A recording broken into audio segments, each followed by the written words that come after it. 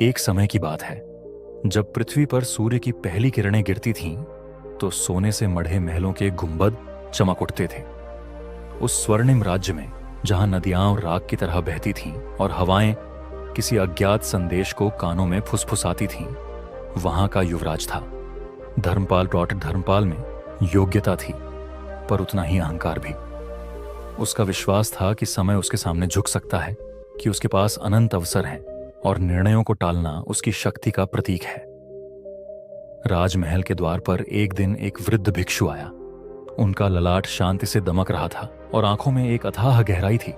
वह न किसी से कुछ मांगते न ही कोई अधिकार जताते, परंतु उनका मौन स्वयं एक प्रतिज्ञा सा था।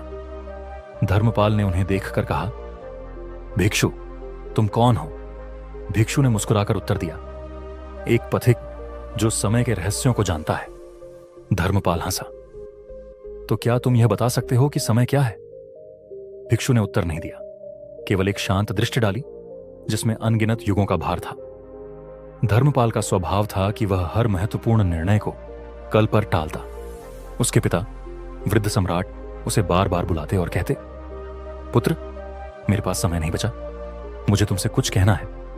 परंतु धर्मपाल को लगता कि उसका जीवन अभी शुरू ही हुआ है और समय अनंत है। वह कहता, पिताश्री, मैं कल आऊंगा। लेकिन एक रात जब महल में शंख ध्वनि गूंजी तो राजपुरोहित दौड़ते हुए आए। महाराज नहीं रहे। धर्मपाल स्तब्ध रह गया। जिस कल पर उसने भरोसा किया था वह कभी नहीं आया।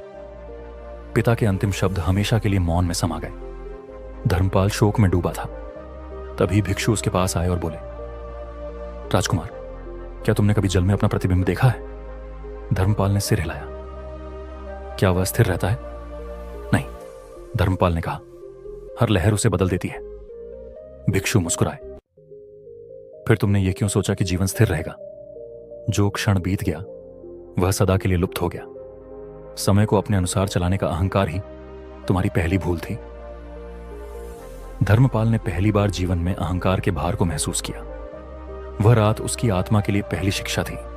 उसने सोचा, क्या सच में समय मेरी प्रतीक्षा करता है, या मैं ही मूर्ख था जो इसे समझ नहीं सका? भिक्षु ने धीरे से कहा, याद रखो राजकुमार, जो व्यक्ति समय को पहचान नहीं पाता वह स्वयं अतीत का हिस्सा बन जाता है। यह थी मनुष्य के जीवन की पहली गलती जो मनुष्य हर बार करता है। समय की प्रकृति को समझने में देर कर देता है। महल के विशाल कक्ष में धूप धीमे धीमे उतर रही थी। धर्मपाल अपने पिता की अनुपस्थिति को महसूस कर रहा था। यह केवल एक शारीरिक अनुपस्थिति नहीं थी, बल्कि एक खालीपन था जो उसके भीतर घर कर गया था। किंतु उसने अपने मन में उतर रहे शोक को दबा दिया। राजा को कमजोर नहीं होना चाहिए, उसने स्वयं से कहा। पिता के निधन के बाद धर्मपाल को शीघ्र ही सिंहासन पर बैठना पड़ा। राज्य में अशांति थी। कहीं करों को लेकर विद्रोह हो रहा था तो कहीं फसलें नष्ट हो जाने से प्रजा भूख से तड़प रही थी। परंतु धर्मपाल को विश्वास था कि समस्या बाहर थी, न कि उसके भीतर। वह सोचता, यदि मैं विद्रोह को कुचल दूं तो समस्या समाप्त हो जाएगी। यदि मैं शक्ति से शासन करूं तो कोई दुखी नहीं रहेगा। और इसी सोच के साथ उसने कठोर आदेश जारी किए। करों का विरोध करने वालों को दंडित किया गया। जो किसान असंतुष्ट थे उन्हें महल की सेना से चुप करा दिया गया। कुछ समय के लिए राज्य शांत प्रतीत हुआ। धर्मपाल संतुष्ट था। मैंने दुख पर विजय पा ली। एक दिन भिक्षु पुनः राजमहल आए। उन्होंने एक टूटी हुई मटकी को देखा जिसमें से पानी टपक रहा था। उन्होंने धर्मपाल से पूछा, राजन, क्या तुम बता सकते हो कि यह मटकी क्यों लीक हो रही है? धर्मपाल ने कहा, क्योंकि इसमें दरार है। तो क्या इसे बार बार पानी से भरने से समस्या हल हो जाएगी? धर्मपाल ने सिर हिलाया। नहीं, जब तक दरार ठीक नहीं होगी पानी बहता ही रहेगा। भिक्षु मुस्कुराए। तो फिर तुमने यह क्यों सोचा कि दुख का समाधान बाहरी उपायों से हो सकता है? दुख की जड़ भीतर है, पर तुम उसे बाहर खोज रहे हो। भिक्षु ने आगे कहा, दुख तब तक मिटता नहीं जब तक उसकी जड़ को नहीं समझा जाता। बल से दबाया गया दुख और अधिक उभरता है, जैसे ठंडी राख में छिपी चिंगारी जो हवा पाते ही प्रज्वलित हो उठती है। धर्मपाल की आंखों के आगे पिछले कुछ महीनों की घटनाएं घूम गईं। जो लोग दंडित किए गए थे उनकी नफरत और अधिक गहरी हो गई थी। सेना का भय था, परंतु प्रेम नहीं। राज्य सतही रूप से शांत था, लेकिन अंदर ही अंदर आक्रोश उबल रहा था। धर्मपाल ने पूछा, तो फिर दुख से मुक्त कैसे हुआ जाए? भिक्षु ने उत्तर दिया, पहला कदम है इसे पहचानना। दुख बाहरी नहीं, आंतरिक है। इसे बाहर खोजने का अर्थ है जलते हुए दीपक की लौ को बाहर से बुझाने का प्रयास करना, जबकि असली कारण तेल है। धर्मपाल मौन हो गया। यह विचार उसके लिए नया था। उसने पहली बार सोचा, क्या दुख केवल परिस्थितियों से आता है या यह मेरी स्वयं की प्रतिक्रिया है? भिक्षु ने कहा, राजकुमार, दुख केवल वह नहीं है जो तुम्हारे साथ होता है, बल्कि वह भी है जो तुम्हारे भीतर प्रतिक्रिया के रूप में जन्म लेता है। जब तक तुम भीतर नहीं देखोगे, दुख से कभी मुक्त नहीं हो पाओगे। उस रात धर्मपाल बहुत देर तक सो नहीं सका। जब उसने आंखें मूंद दी तो उसे वे सभी चेहरे दिखने लगे जिन पर उसने अन्याय किया था। उसे समझ में आने लगा था कि दुख पर विजय पाने का मार्ग बाहरी नियंत्रण नहीं, बल्कि आंतरिक समझ है। भिक्षु की बात उसके कानों में गूंज रही थी। दुख को दबाने से नहीं, समझने से मुक्ति मिलती है। थी मनुष्य के जीवन की दूसरी गलती जो मनुष्य हर बार करता है, दुख की स्वकृति को में देर कर देता है। उस रात महल में एक अजीब सन्नाटा था। धर्मपाल के मन में हलचल थी। दुख का स्वरूप समझने के बाद भी उसे लग रहा था कि कुछ अधूरा है। उसने बाहरी परिस्थितियों पर नियंत्रण की कोशिश की, लेकिन अब वह सोच रहा था, क्या सच में मैं इस संसार को पूरी तरह समझ सका हूं? रात के गहरे अंधकार में जब पूरा महल सो रहा था, धर्मपाल को एक विचित्र स्वप्न आया। उसने देखा कि उसका राज्य जल रहा है, प्रजा भयभीत होकर भाग रही है और महल की दीवारें धीरे धीरे ध्वस्त हो रही हैं। अचानक आग के बीच एक वृद्ध पुरुष खड़ा दिखाई दिया। उसकी आंखें गहरी और रहस्यमयी थीं। उस व्यक्ति ने धीमे स्वर में कहा, राजकुमार, चेतावनी को अनदेखा मत करो। सत्य को नकारने वाला अंधा है, चाहे उसकी आंखें कितनी भी तेज क्यों ना हो। धर्मपाल घबराकर जाग उठा। उसकी सांस तेज चल रही थी।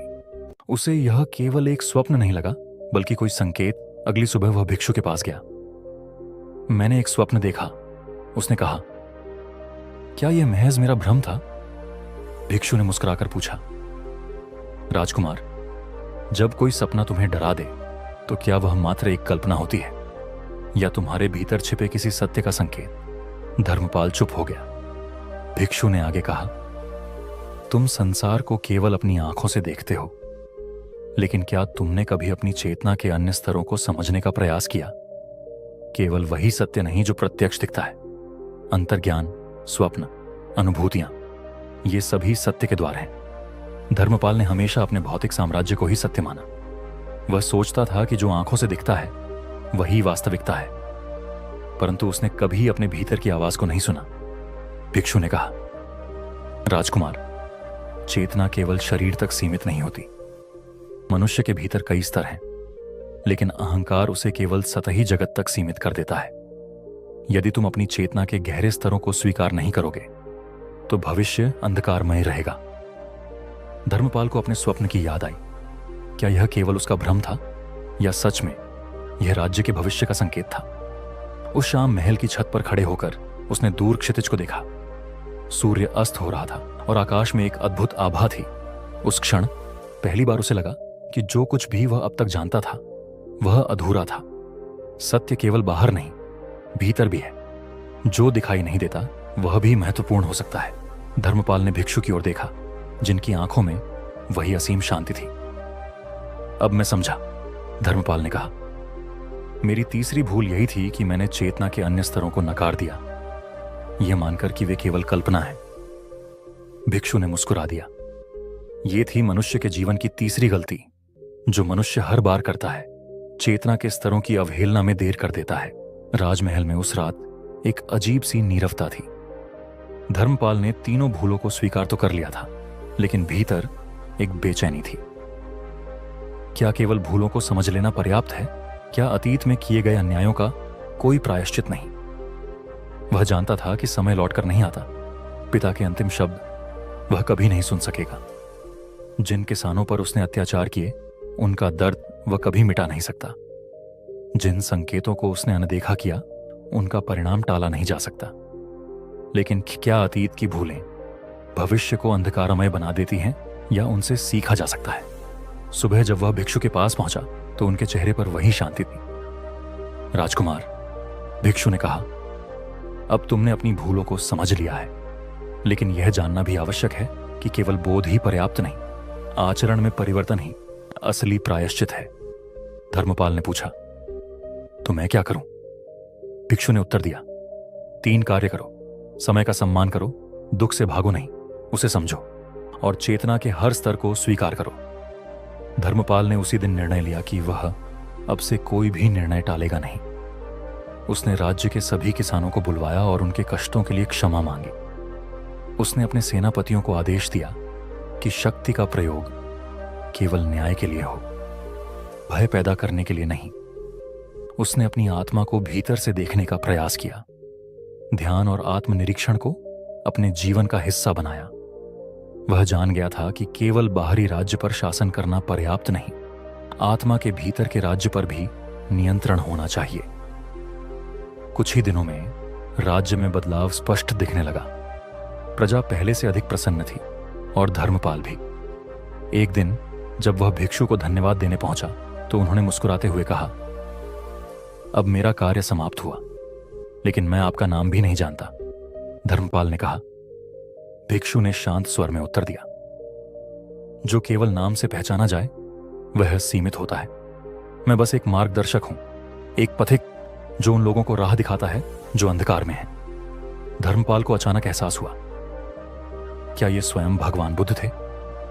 वह कुछ कह पाता, इससे पहले ही भिक्षु धीरे धीरे दूर जाने लगे और कुछ ही क्षणों में वे दृष्टि से ओझल हो गए। धर्मपाल ने अपने जीवन की 3 सबसे बड़ी भूलों से सीखा था।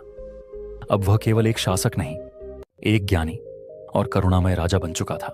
महल की सबसे ऊंची छत पर खड़े होकर उसने दूर आकाश को देखा। सूर्यास्त हो रहा था, लेकिन उसे अब यह भय नहीं था कि अंधकार आ जाएगा, क्योंकि अब उसे झांक था, हर रात के बाद एक नया सवेरा आता है।